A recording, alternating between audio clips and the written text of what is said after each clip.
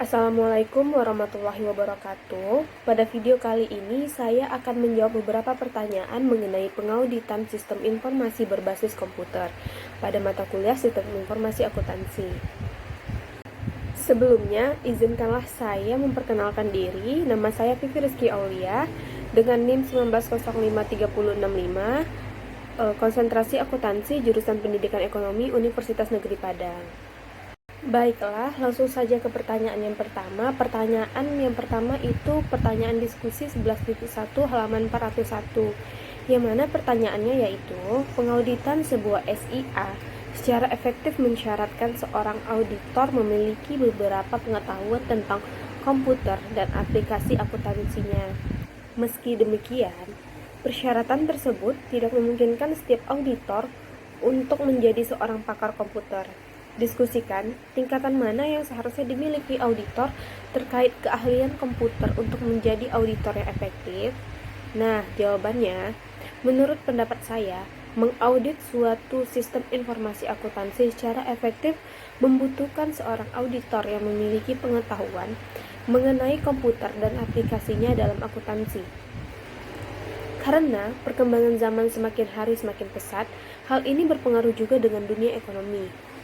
Oleh sebab itu, berpengaruh pula di dalam dunia akuntansi, khususnya auditing, karena dalam standar profesional akuntan publik atau yang biasa disebut dengan SPAP, juga ditekankan perlunya pemahaman auditor dalam pemeriksaan sebuah sistem akuntansi berbasis komputer. Sehingga, dunia audit sekarang mempunyai teknik audit yang berbantuan komputer atau Computer Assisted Audit Technique tools, yaitu setiap penggunaan teknologi informasi sebagai alat bantu dalam kegiatan audit. Penggunaan TABK atau CAATT akan meningkatkan efisiensi dan efektivitas auditor dalam melaksanakan audit dengan memanfaatkan segala kemampuan yang dimiliki oleh komputer. Karena sebagian besar organisasi menggunakan ekstensif sistem berbasis komputer dalam memproses data, keahlian komputer harus tersedia dalam kelompok audit organisasi. Keahlian tersebut harus meliputi yang pertama itu pengetahuan luas tentang perangkat keras komputer, perangkat lunak, komunikasi data, dan aplikasi akuntansi. Yang kedua, itu pemahaman terperinci tentang kebijakan dan prosedur kontrol yang sesuai dalam sistem komputer. Yang ketiga, kemampuan membaca dan memahami dokumentasi sistem. Dan yang keempat, itu pengalaman dalam merencanakan audit komputer dan dalam menggunakan alat dan teknik audit berbantuan komputer modern atau yang biasa disebut dengan CAATT. Tidak semua auditor perlu memiliki keahlian dalam semua bidang ini. Namun, tentu saja ada beberapa tingkat minimum keahlian komputer yang sesuai untuk dimiliki semua auditor. Ini termasuk yang pertama itu ada pemahaman tentang perangkat keras komputer, perangkat lunak, aplikasi akuntansi dan kontrol. Yang kedua, itu ada kemampuan untuk memeriksa semua elemen SIA yang terkomputerisasi. Yang ketiga, itu ada kemampuan untuk menggunakan komputer sebagai alat untuk mencapai tujuan audit ini.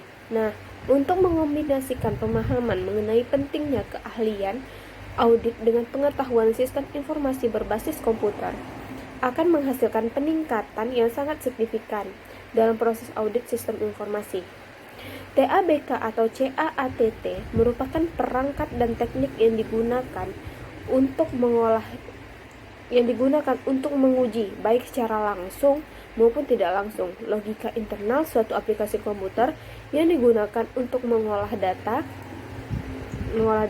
Dalam praktek audit, terutama audit yang menggunakan sistem informasi berbasis komputer, auditor yang bisa mengoperasikan TABK ini memang sangat diperlukan. Ada beberapa software yang biasa digunakan untuk mengoperasikan TABK seperti ACL, IDEA, CA Panaudit Plus, Monarch Software, dan banyak lagi lainnya. Tetapi kebanyakan fungsinya sama, yaitu data interrogating. Dukungan komputer juga digunakan dalam teknik pengujian pengendalian internal dan pengujian substantif maupun kegiatan lain, misalnya pengetikan surat termasuk konfirmasi, pemilihan sampel, penyusunan pengolahan kertas kerja pemeriksaan, pelaporan dan kegiatan administratif lain dalam kaitannya dengan audit. Jadi, yang tercakup dalam audit adalah yang pertama itu ada penggunaan komputer untuk kegiatan administratif, pengetikan pembuatan tabel-tabel pelaporan, matriks data, buat audit, grafik, surat konfirmasi, risalah-risalah, atau rencana kerja maupun penyajian jadwal kegiatan pemeriksaan.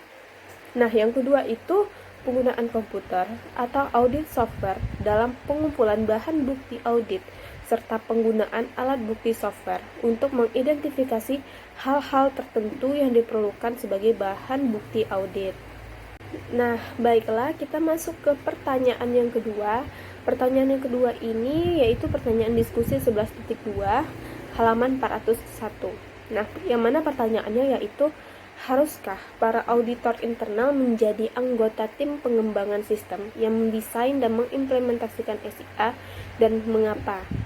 Jawabannya, menurut saya ya, karena auditor internal harus menjadi anggota tim pengembangan yang mendesain dan mengimplementasikan suatu SIA.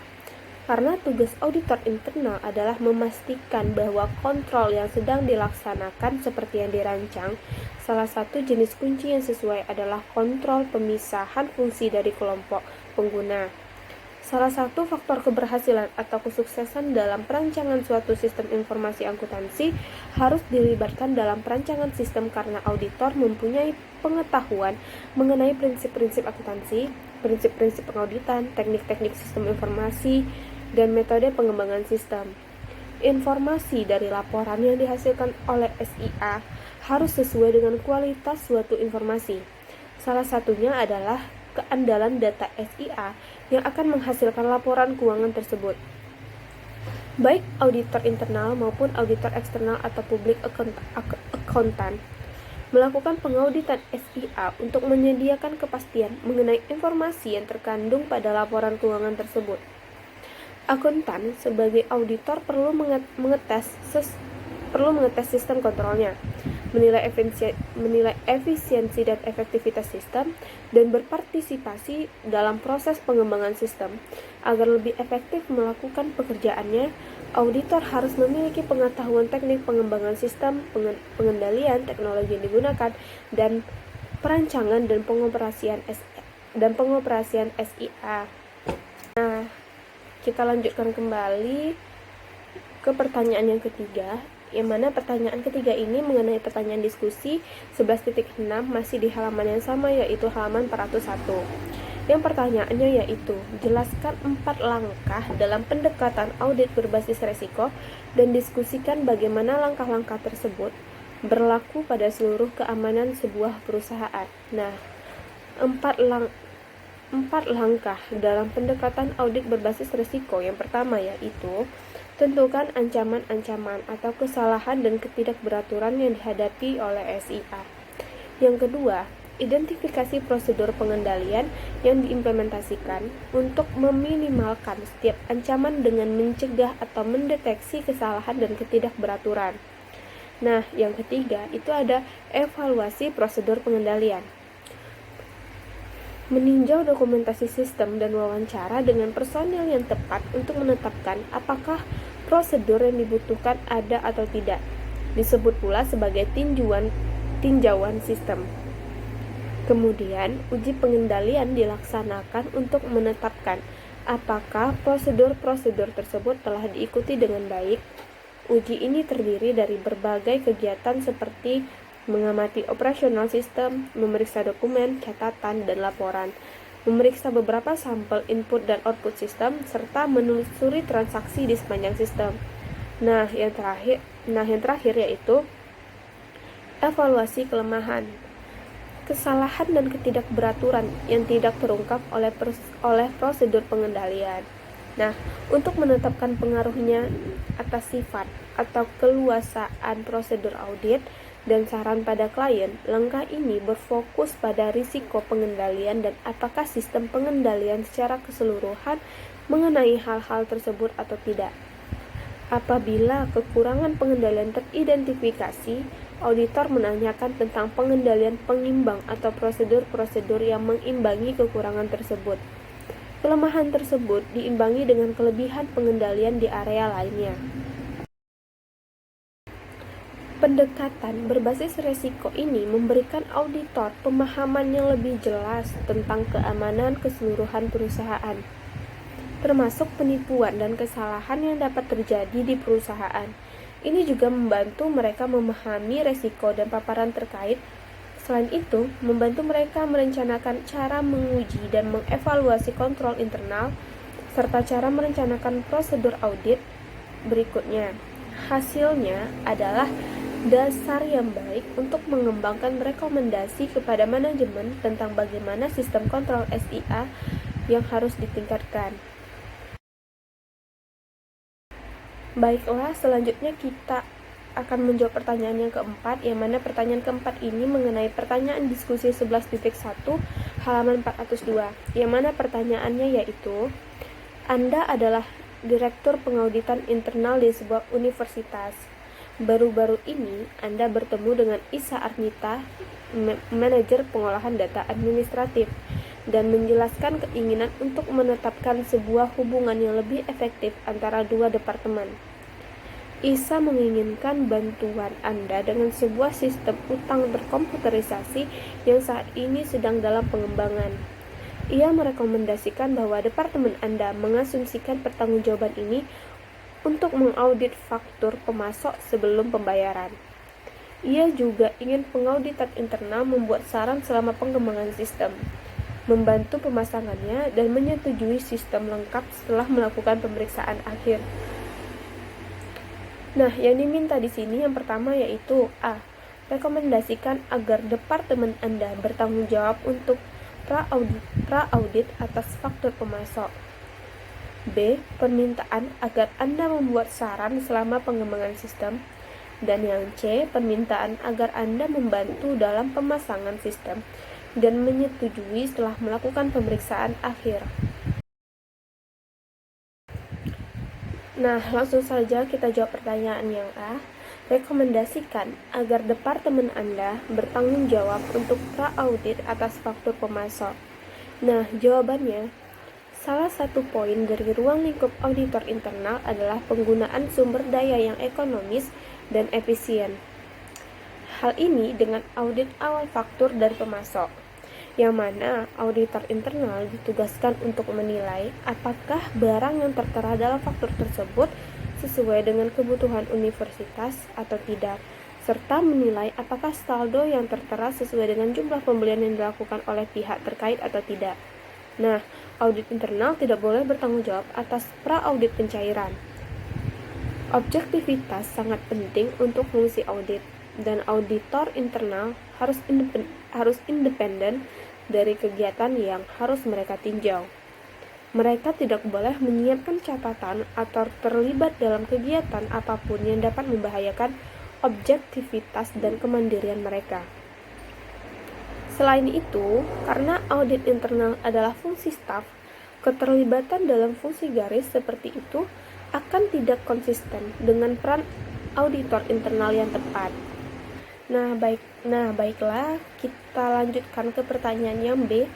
Permintaan agar Anda membuat saran selama pengembangan sistem. Nah, jawabannya akan menguntungkan bagi audit internal untuk membuat saran khusus selama fase desain mengenai kontrol dan jejak audit yang akan dibangun ke dalam sistem. Audit internal harus membangun antarmuka yang sesuai dengan departemen pemrosesan data untuk membantu mencapai tujuan ini. Bila objektivitas maupun independensi tidak terganggu, jika auditor membuat rekomendasi untuk kontrol dalam sistem yang sedang ditinjau. Misalnya, audit internal dapat yang pertama itu menyediakan daftar persyaratan kontrol. Yang kedua, tinjau rencana pengujian. Yang ketiga, tentukan bahwa ada standar dokumentasi dan bahwa mereka sedang diikuti. Nah, yang keempat itu ada tentukan bahwa proyek itu sendiri terkendali dan ada sistem untuk mengukur kemajuan desain. Nah, dalam praktiknya, auditor internal dapat memberikan jasa konsultasi manajemen. Jasa tersebut berupa pemanfaatan keahlian auditor untuk memberikan masukan terhadap pihak manajemen selama masa pengembangan sistem. agar sistem yang dihasilkan sesuai dengan standar yang berlaku umum. Nah, pertanyaan yang C, permintaan agar Anda membantu dalam pemasangan sistem dan menyetujuinya setelah melakukan pemeriksaan akhir. Nah, jawabannya yaitu auditor harus tetap independen dari sistem apapun yang selanjutnya akan mereka audit. Oleh karena itu, auditor harus menahan diri untuk tidak memberikan persetujuan keseluruhan dari sistem dalam peninjauan akhir. Auditor dapat membantu dalam instalasi atau konversi sistem dengan terus menawarkan saran untuk kontrol, terutama selama periode implementasi. Dalam situasi ini, auditor dapat meninjau segmen yang hilang, hasil pengujian, dan kecukupan dokumentasi program dan prosedur untuk menentukan kesiapan sistem untuk instalasi atau konversi. Setelah instalasi atau konversi, auditor dapat berpartisipasi dalam audit pasca instalasi, baik sendiri atau sebagai bagian dari tim. Nah, kita masuk ke pertanyaan yang terakhir. Pertanyaan terakhir ini mengenai pertanyaan diskusi 11.2 halaman 402, yang mana pertanyaannya yaitu, sebagai seorang auditor internal bagi Quick Manufacturing Company, Anda berpartisipasi dalam audit SIA perusahaan. Anda telah memeriksa pengendalian internal atas sistem komputer yang memproses sebagian besar aplikasi akuntansinya. Anda juga telah mempelajari dokumentasi sistem yang luas milik perusahaan, serta mewawancarai manajer sistem informasi, pengawas operasi, dan pegawai lainnya.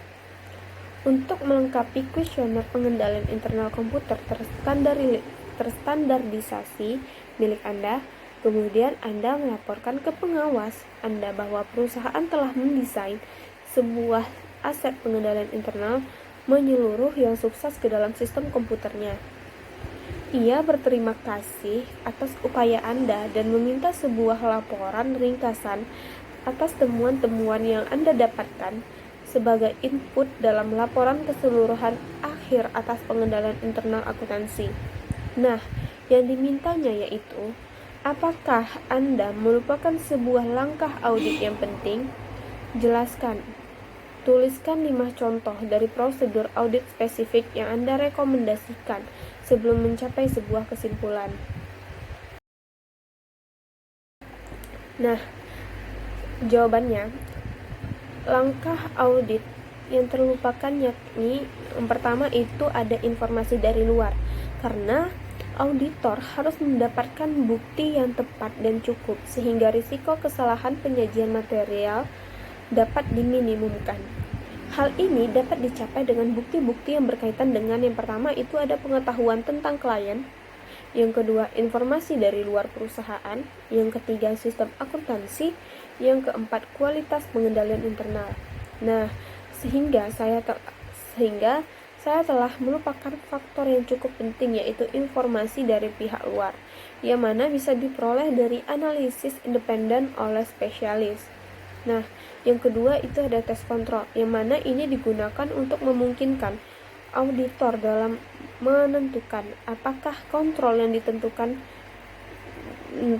dipatuhi dan mereka beroperasi secara efektif.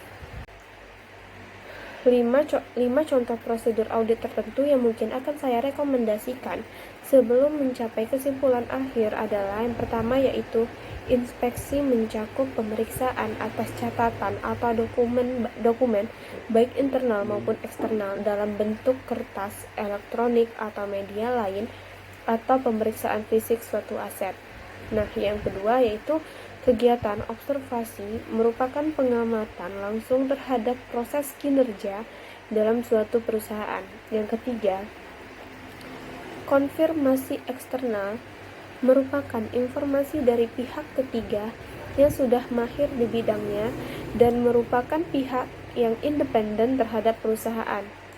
Nah, yang keempat yaitu pelaksanaan kembali merupakan pengujian auditor secara independen terhadap proses atau pengendalian akuntansi klien.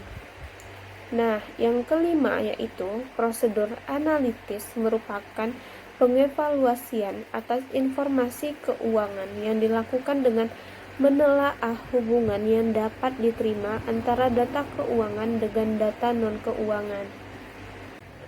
Sekian jawaban dari saya, lebih dan kurang saya mohon maaf, dan apabila saya ada salah dalam kata-kata, saya juga mohon dimaafkan. Wabillahi taufiq wal hidayah. Wassalamualaikum warahmatullahi wabarakatuh.